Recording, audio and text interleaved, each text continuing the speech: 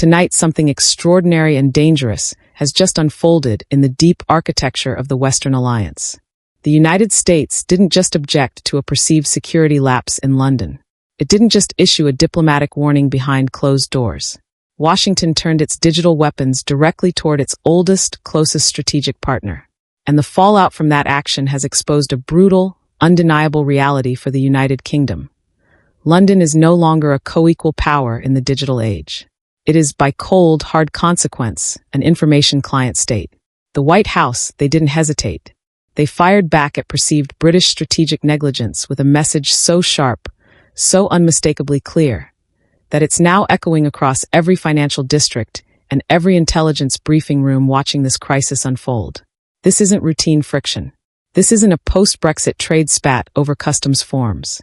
This is the closest we have come in decades to a fundamental confrontation between the two nations, shaped not by missiles or ships, but by the raw, devastating force of political will delivered through data policy.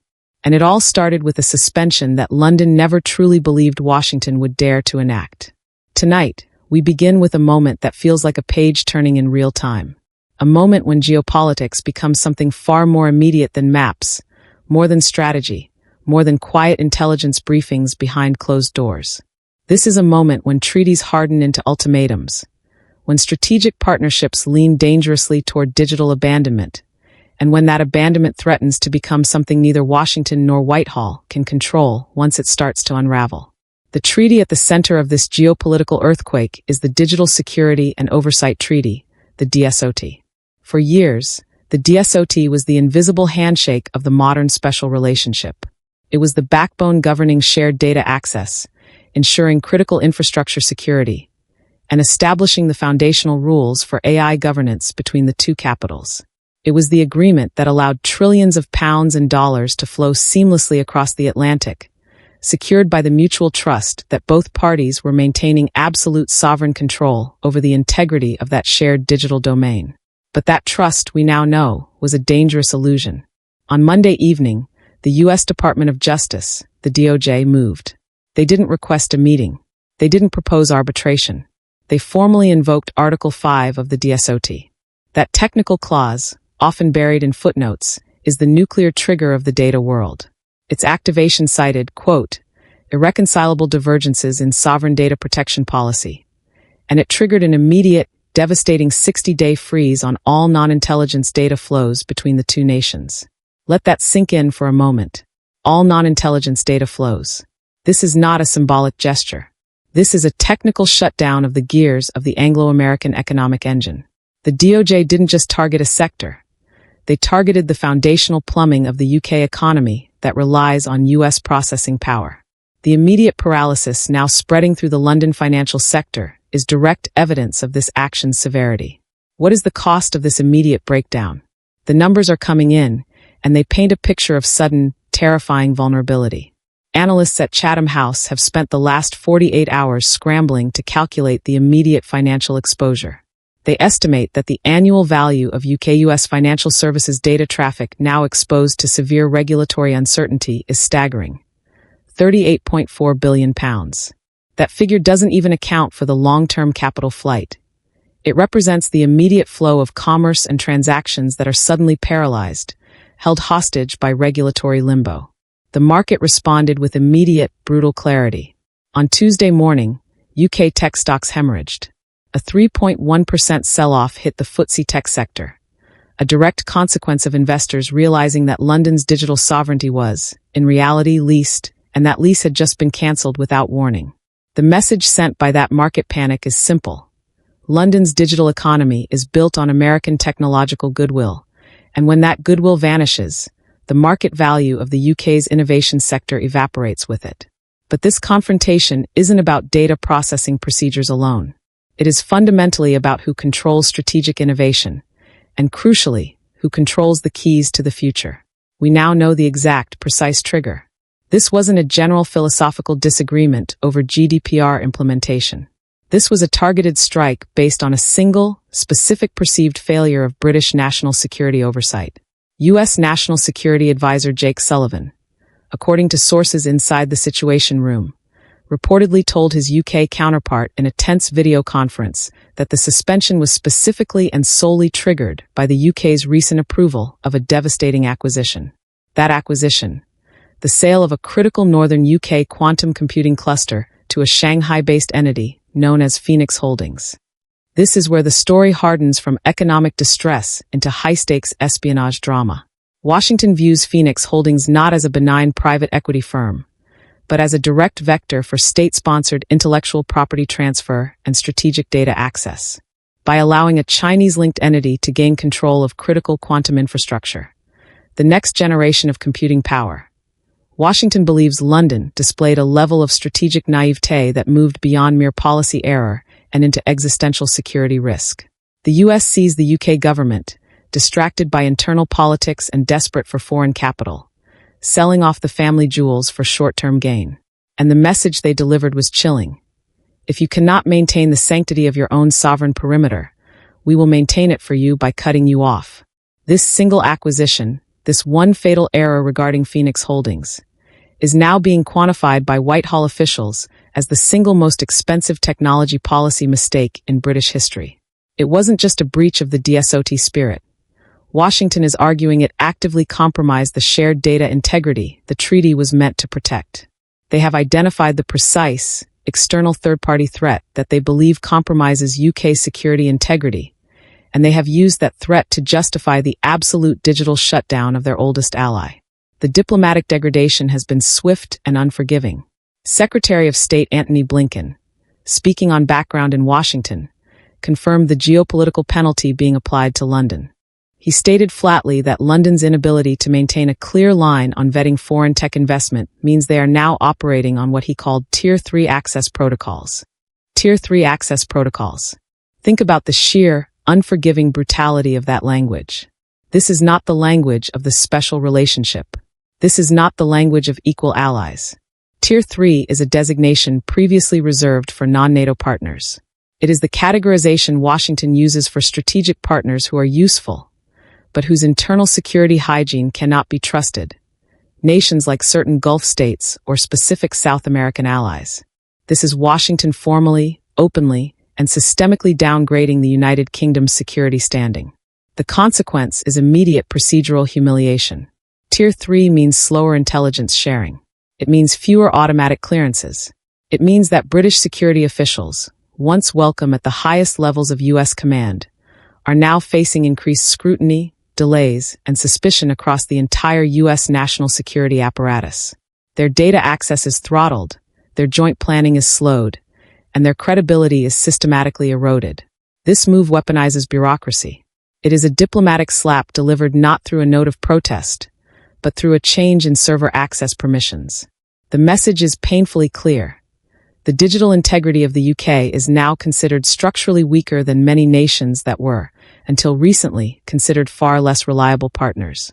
The crisis has already penetrated the deepest strategic layers of the UK government. Emergency meetings are currently underway at the Ministry of Defence, the MOD, deep within Whitehall. Senior military and security officials are scrambling, attempting to perform what they call digital ring-fencing. Their singular, desperate goal is to isolate and protect joint intelligence programs from the commercial data flow freeze. Specifically, the massive shared security stack under the AUKUS Pact, the crucial trilateral military technology and submarine agreement, is now at risk.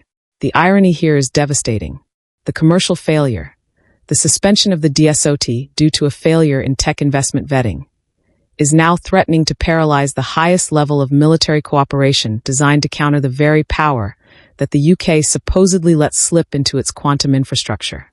The MOD is fighting a two-front war, trying to maintain operational capability for AUKUS and Five Eyes, while simultaneously watching the rest of the British economy buckle under the suspension. This confirms the severity of the crisis. When the Ministry of Defence is forced to protect strategic, nuclear-level intelligence cooperation from the fallout of a commercial tech deal gone wrong, you know the breach is systemic, not merely economic. The political fallout in London has been equally brutal and utterly lacking in denial.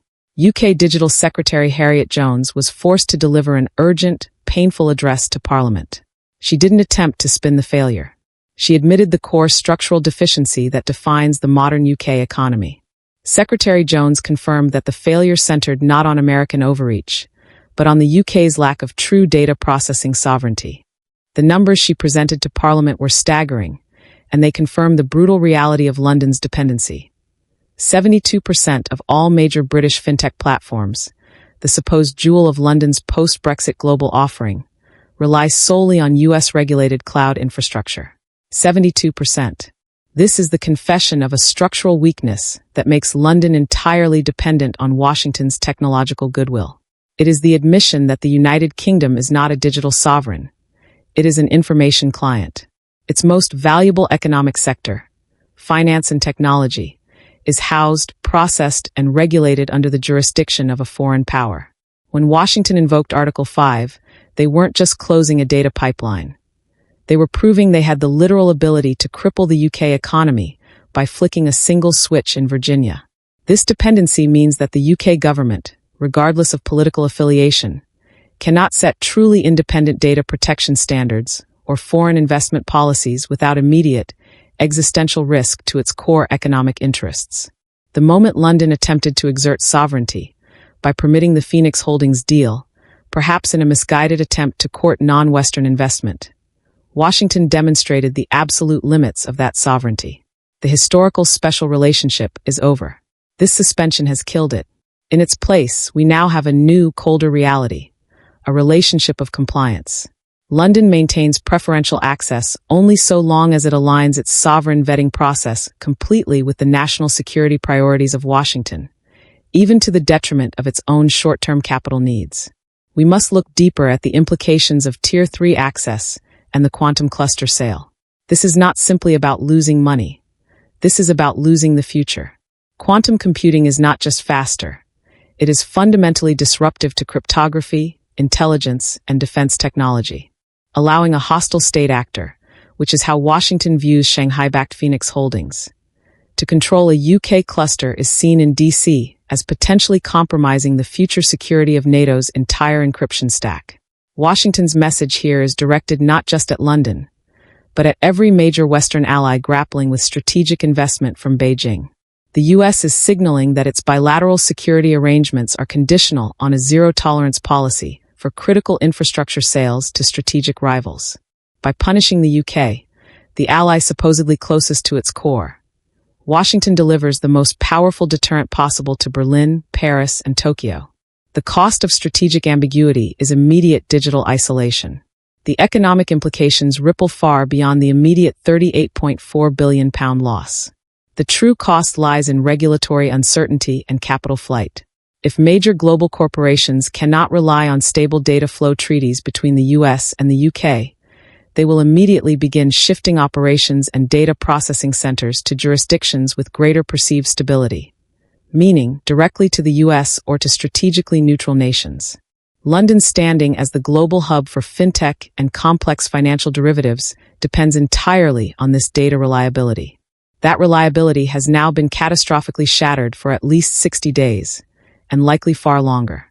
The digital secretary's confession, the 72% reliance on US cloud infrastructure, is the smoking gun of London's vulnerability. This reliance means that even if the UK passes perfect sovereign data laws tomorrow, the data still resides physically and legally under the domain of US courts and US regulation. The UK is renting its digital existence. This suspension is the equivalent of the landlord changing the locks, regardless of whether the tenant paid the rent. How does the UK recover from this? Recovery requires a decade-long, multi-billion-pound investment in building genuine sovereign digital infrastructure. It means replicating the cloud capacity, the security oversight, and the regulatory framework currently leased from America. That is a strategic commitment that London, facing internal austerity and external trade pressures, has consistently avoided. The current crisis proves that avoidance was not a cost-saving measure, but a catastrophic failure of national strategy. The political maneuvering now centers entirely on the mod's frantic ring-fencing efforts. If the commercial data freeze leaks into the AUKUS security stack, the diplomatic damage will become irreparable. Imagine a scenario where the shared intelligence used for developing advanced weaponry or managing submarine deployments is slowed or corrupted due because of a dispute over fintech platforms. That is the absurd, dangerous intersection where geopolitical necessity and digital fragility now meet. The U.S. position, delivered through the invocation of Article 5 and the Tier 3 designation, is one of total non-negotiation. They believe the UK compromised a shared asset, the digital integrity of the Western alliance, for short-term financial gain, guided by strategic short-sightedness. For Washington, this suspension is not a punitive measure. It is a prophylactic one. They are protecting themselves from their partner's lack of security discipline. The crisis unfolding tonight is the definitive moment of post-special relationship reality. It tells us that in the 21st century, the true measure of a nation's sovereignty is not its military capability alone, but its mastery of the data layer. The UK, a historical military power, has been exposed as a digital dependency. The next 60 days will not see a quick fix. Washington has proven that it holds the veto power over London's digital economy. Any lifting of the suspension will require London not just to reverse the Phoenix Holdings deal, a complex, humiliating, and potentially ruinous legal entanglement, but to fundamentally rewrite its entire foreign investment vetting apparatus under explicit, non-negotiable U.S. oversight. This transformation means the UK must accept a new reality. Digital collaboration with the U.S. is no longer a partnership of equals. It is a contract of compliance. The alternative, as demonstrated by the £38.4 billion sell-off and the Tier 3 designation, is immediate digital isolation and economic decay. The question for Whitehall tonight is not whether they can survive the next 60 days, but whether they can accept the brutal terms of this new, diminished sovereignty. A sovereignty dictated not in the halls of Parliament, but on the servers controlled by their supposed closest ally. This is the moment when words hardened into the raw force of political will, when posture leaned dangerously toward digital abandonment, and when that abandonment threatens to become the defining chapter in the UK's 21st century strategic narrative. The British Lion has just been put into digital quarantine, and the keeper of the keys is standing in Washington, and they have no intention of blinking.